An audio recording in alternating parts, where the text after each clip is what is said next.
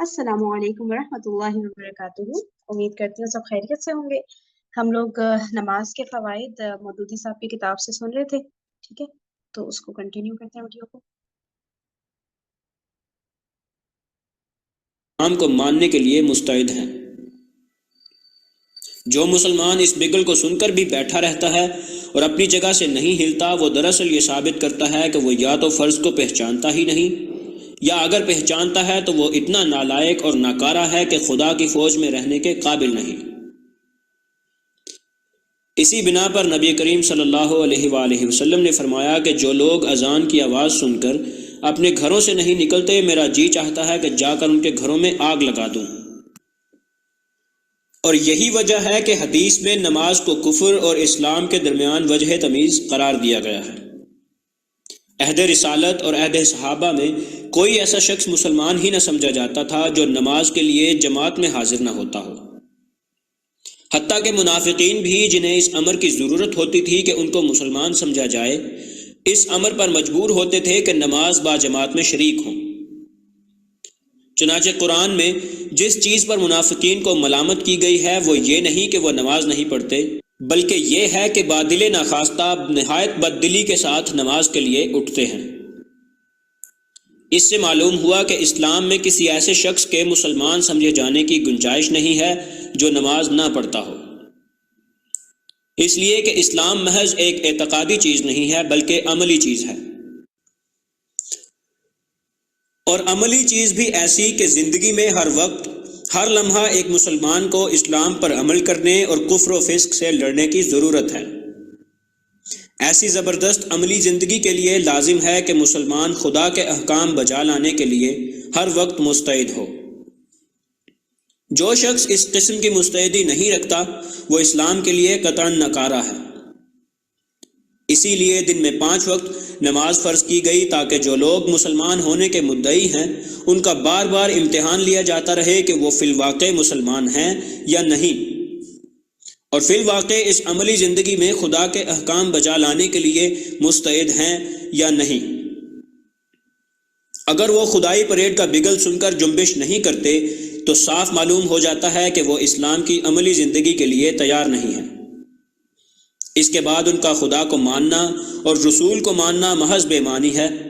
اسی بنا پر قرآن میں ارشاد ہوا ہے کہ بے شک نماز گراں ہے مگر ان لوگوں پر جو عجز کرنے والے ہیں، یعنی جو لوگ خدا کی اطاعت و بندگی کے لیے تیار نہیں ہیں، صرف انہی پر نماز گراں گزرتی ہے، اور جس پر نماز گراں گزرے وہ خود اس بات کا ثبوت پیش کرتا ہے کہ وہ خدا کی اطاعت و بندگی کے لیے تیار نہیں ہے۔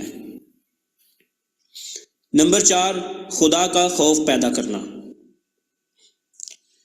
چوتھی چیز خدا کا خوف ہے جس کے ہر آن دل میں تازہ رہنے کی ضرورت ہے۔ مسلمان اسلام کے مطابق عمل کر ہی نہیں سکتا جب تک اسے یہ یقین نہ ہو کہ خدا ہر وقت، ہر جگہ اسے دیکھ رہا ہے، اس کی ہر حرکت کا خدا کو علم ہے۔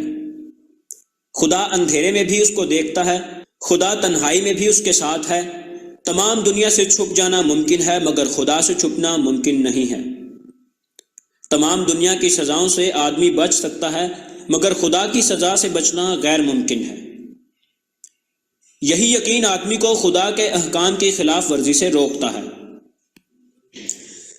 اسی یقین کے زور سے وہ حلال اور حرام کی ان حدود کا لحاظ رکھنے پر مجبور ہوتا ہے جو اللہ نے زندگی کے معاملات میں قائم کی ہیں۔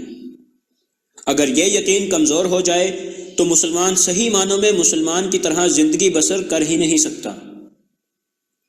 اسی لیے اللہ نے دن میں 5 وقت کی نماز فرض کی ہے تاکہ وہ اس یقین کو دل میں بار بار مضبوط کرتی رہے۔ چنانچہ قرآن میں خود اللہ ہی نے نماز کی اس مصلحت کو بیان کر دیا کہ نماز وہ چیز ہے جو انسان کو بدی اور بے حیائی سے روکتی ہے۔ اس کی وجہ آپ غور کر کے خود سمجھ سکتے ہیں۔ مثلا آپ نماز کے لیے پاک ہو کر اور وضو کر کے آتے ہیں۔ اگر آپ ناپاک ہوں اور غسل کیے بغیر آ جائیں، یا آپ کے کپڑے ناپاک ہوں اور انہی کو پہنے ہوئے آ جائیں، یا آپ کا وضو نہ ہو اور آپ یہ کہہ دیں کہ میں وضو کر کے آیا ہوں، تو دنیا میں کون آپ کو پکڑ سکتا ہے؟ لیکن آپ ایسا نہیں کرتے۔ کیوں؟ اس لیے کہ آپ کو یقین ہے کہ خدا سے یہ گناہ چھپ نہیں سکتا۔ اسی طرح نماز میں جو چیزیں آہستہ پڑھی جاتی ہیں اگر ان کو آپ نہ پڑھیں تو کسی کو خبر نہیں ہو سکتی، مگر آپ کبھی ایسا نہیں کرتے۔ یہ کس لیے؟ اسی لیے کہ آپ کو یقین ہے کہ خدا سب کچھ سن رہا ہے اور آپ کی شرح سے بھی زیادہ قریب ہے۔ اسی طرح آپ جنگل میں بھی نماز پڑھتے ہیں، اپنے گھر میں جب تنہا ہوتے ہیں اس وقت بھی نماز پڑھتے ہیں، حالانکہ کوئی آپ کو دیکھنے والا نہیں ہوتا اور کسی کو یہ معلوم نہیں ہوتا کہ آپ نے نماز پڑھی یا نہیں۔ اس کی وجہ کیا ہے؟ یہی کہ آپ چھپ کر بھی خدا کے حکم کی خلاف ورزی کرنے سے ڈرتے ہیں، اور آپ کو یقین ہے کہ خدا سے کسی جرم کو چھپانا ممکن نہیں۔ اس سے آپ اندازہ لگا سکتے ہیں کہ نماز کس طرح خدا کا خوف اور اس کے حاضر و ناظر اور علیم و خبیر ہونے کا یقین آدمی کے دل میں بٹھاتی اور تازہ کرتی رہتی ہے۔ رات دن کے 24 گھنٹوں میں آپ ہر وقت خدا کی عبادت اور بندگی کیسے کر سکتے ہیں جب تک کہ یہ یقین اور خوف آپ کے دل میں تازہ نہ ہوتا رہے؟ اگر اس چیز سے آپ کا دل خالی ہو تو کیوں کر ممکن ہے کہ رات دن جو ہزاروں معاملات آپ کو دنیا میں پیش آتے ہیں ان میں آپ خدا سے ڈر کر نیکی پر قائم رہیں گے اور بدی سے بچیں گے؟ نمبر 5، قانون الہی سے واقفیت۔ پانچویں چیز جو عبادت الہی کے لیے نہایت ضروری ہے وہ یہ ہے کہ آپ خدا کے قانون سے واقف ہوں۔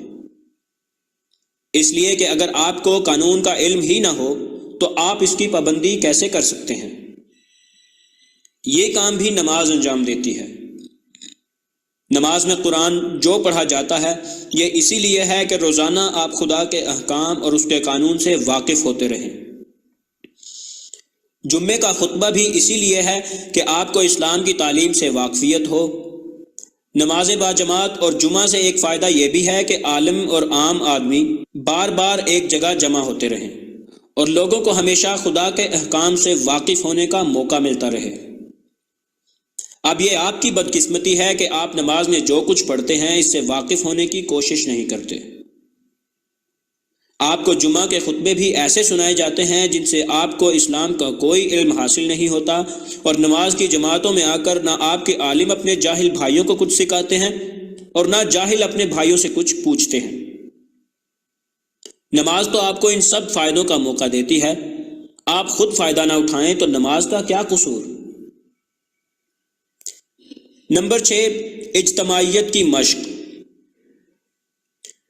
چھٹی چیز یہ ہے کہ ہر مسلمان زندگی کے اس ہنگامے میں اکیلا نہ ہو، بلکہ سب مسلمان مل کر ایک مضبوط جماعت بنے اور خدا کی عبادت یعنی اس کے احکام کی پابندی کرنے اور اس کے قانون پر عمل کرنے اور اس کے قانون کو دنیا میں جاری کرنے کے لیے ایک دوسرے کی مدد کریں۔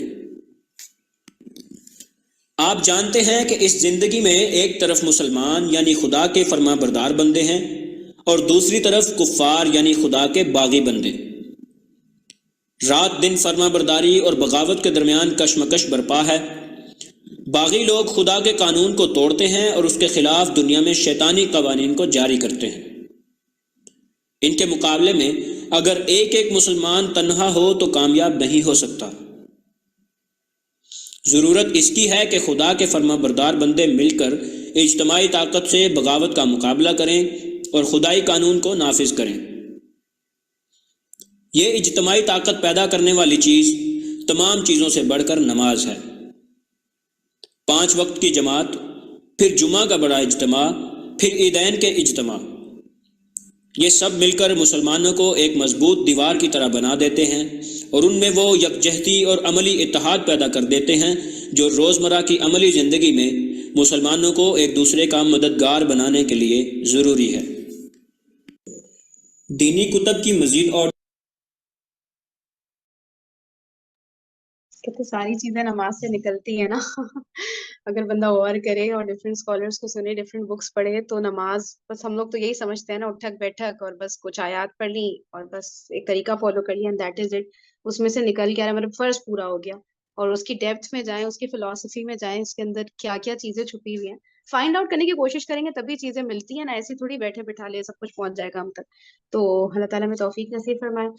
اور آج کا سیشن تھوڑا سا بس جلدی اینڈ کرنا ہے، 2-3 منٹ جلدی اینڈ کر رہی ہوں، ٹھیک ہے؟ پھر انشاءاللہ کل کنٹینیو کرتے ہیں۔ اوکے جی۔ ماشاءاللہ ہر چیز پہ غور کرے انسان تو واقعی کہاں سے کہاں ایک دم نماز میں دل لگنے لگ جائے سب کا. مزہ آتا ہے لائف جینے کا، الگ مزہ ہو اور آخرت بھی ساتھ ساتھ بن رہی ہو، یہی ہوتا ہے پھر انسان اصل حلاوت آ جاتی ہے ایک جسے کہتے ہیں. بس ایک پریکٹس سی چلی آ رہی ہے نا، فار گرانٹیڈ جب مل جاتا ہے کچھ نا اس کی قدر نہیں ہوتی. ہم لوگ کو فار گرانٹیڈ ملا ہوا ہے پیرنٹس کے ذریعے. ہاں ایگزیکٹلی، جنہوں نے محنت کر کے حاصل کیا ایمان کو، پھر ان کا الگ ہی لیول ہوتا ہوگا نا ایمان کا. جتنے ریورس ہیں، چاہے ہندو سے ہو چاہے کرسچن سے چاہے کوئی بھی، ان کی ایمان کا جو لیول ہے نا وہ ہم لوگ کو نہیں مل پاتا. کوشش کریں تو اللہ کرے کہ مل بھی جائے. بالکل بالکل، انشاءاللہ ضرور ایسے ہوگا. چلیں، بہت شکریہ سب کے سیشن میں آنے کا. کل کنٹینیو کرتے ہیں. جزاکم اللہ خیرا کثیرا. سبحانک اللہم و بحمدک، نشہد ان لا الہ الا انت، نستغفرک و نتوب الیک. السلام علیکم ورحمۃ اللہ وبرکاتہ. وعلیکم السلام ورحمۃ اللہ وبرکاتہ.